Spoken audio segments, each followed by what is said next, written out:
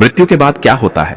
जिस तरह जीवन एक सत्य है, ठीक प्रत्येक व्यक्ति को यह भी भली भांति पता है कि मृत्यु भी एक ऐसा सत्य है जिसे कोई जितना मर्जी झुठला दें, परंतु इसे बदला नहीं जा सकता। कहने का अर्थ है कि जिसने इस पृथ्वी पर जन्म लिया है उसे एक न एक दिन अपने प्राणों की आहुति देनी पड़ती है। तो मित्रों, इस बारे में हम में से बहुत से लोगों ने कई बार अपने बड़े बुजुर्गों से कहते सुना होगा कि मृत्यु के बाद मनुष्य की आत्मा 13 दिनों तक अपने घर में रहती है। मगर ऐसा क्यों, इस बारे में क्या किसी ने सोचा है?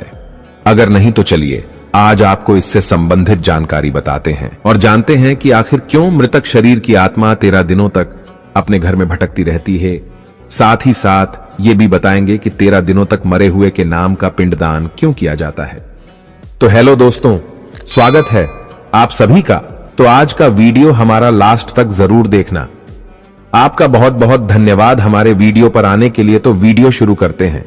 तो मित्रों, गरुड़ पुराण में इस बारे में विस्तार से बताया गया है। गरुड़ पुराण में बताया गया है कि जब किसी व्यक्ति की मृत्यु होती है तो यमराज के यमदूत उसे अपने साथ यमलोक ले जाते हैं। यहां उसके अच्छे और बुरे कर्मों का हिसाब होता है और फिर 24 घंटे के अंदर यमदूत उस प्राणी की आत्मा को वापस घर छोड़ जाते हैं। यमदूत के द्वारा आत्मा को वापस छोड़ जाने के बाद मृतक की आत्मा अपने परिजनों के बीच भटकती रहती है और अपने परिजनों को पुकारती रहती है, लेकिन उसकी आवाज को कोई नहीं सुन पाता। यह देखकर मृत व्यक्ति की आत्मा बेचैन हो जाती है और जोर जोर से चिल्लाने लगती है।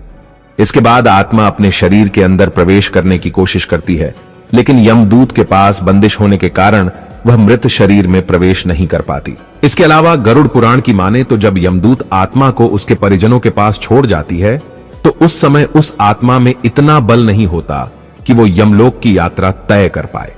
गरुड़ पुराण के अनुसार किसी भी मनुष्य के मृत्यु के बाद जो 10 दिनों तक मकिया जाता है उससे मृतक आत्मा के विभिन्न अंगों की रचना होती है और जो 11वें और 12वें दिन पिंडदान किया जाता है उससे मृतक आत्मा रूपी शरीर का मांस और त्वचा का निर्माण होता है। और जब 13वें दिन 13वीं की जाती है तो उस दिन मृतक के नाम का पिंडदान किया जाता है। उसी से ही वो यमलोक तक की यात्रा तय करते हैं।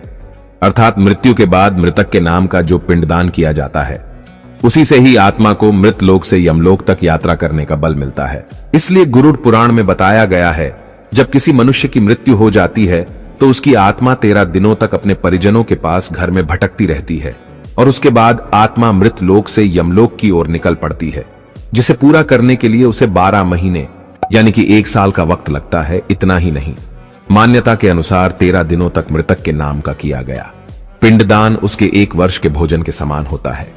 तो दोस्तों, पिंडदान नहीं किया जाए तो क्या होगा, तो चलिए जानते हैं। अक्सर लोगों के मन में यह सवाल भी जरूर आता है कि अगर किसी मृत व्यक्ति के नाम का पिंडदान नहीं किया गया तो क्या होता है। तो दोस्तों, आपको बता दें कि इसका भी वर्णन गरुड़ पुराण में किया गया है। जी हां, जिस मृतक व्यक्ति का पिंडदान नहीं किया जाता, यमदूत उसे 13वें दिन जबरदस्ती घसीटे हुए यमलोक की ओर ले जाते हैं और मृतक व्यक्ति की आत्मा को इस दौरान काफी कष्ट उठाना पड़ता है। इसलिए हिंदू धर्म में मनुष्य की मृत्यु के बाद 13 दिनों तक पिंडदान करना आवश्यक माना गया है। इसके अलावा आपको बता दें कि 13वें दिन परिजनों के द्वारा मृतक व्यक्ति के नाम का जो भोज करवाया जाता है, अगर वह कर्ज लेकर किया जाए तो मृत व्यक्ति की आत्मा को शांति नहीं मिलती। इतना ही नहीं, गरुड़ पुराण में यह भी बताया गया कि जो व्यक्ति जीवित रहते हुए अच्छे कर्म करता है, मृत्यु के बाद उसकी आत्मा को यात्रा के दौरान यमदूत कोई कष्ट नहीं देते, और जो व्यक्ति बुरे कर्म करते हैं उसकी आत्मा को यमदूत यात्रा के दौरान कई यातनाएं देता है और आत्मा को कई कष्ट भोगने पड़ते हैं। तो दोस्तों, आप समझ गए होंगे कि मरने के बाद क्या होता है। दोस्तों, आज का हमारा वीडियो आपको कैसा लगा? अच्छा लगा हो तो प्लीज हमारी वीडियो को लाइक कर दीजिए और चैनल को सब्सक्राइब कर दीजिए ताकि आप हमारी वीडियो सबसे पहले देख सके। तो मिलते हैं अगले वीडियो में।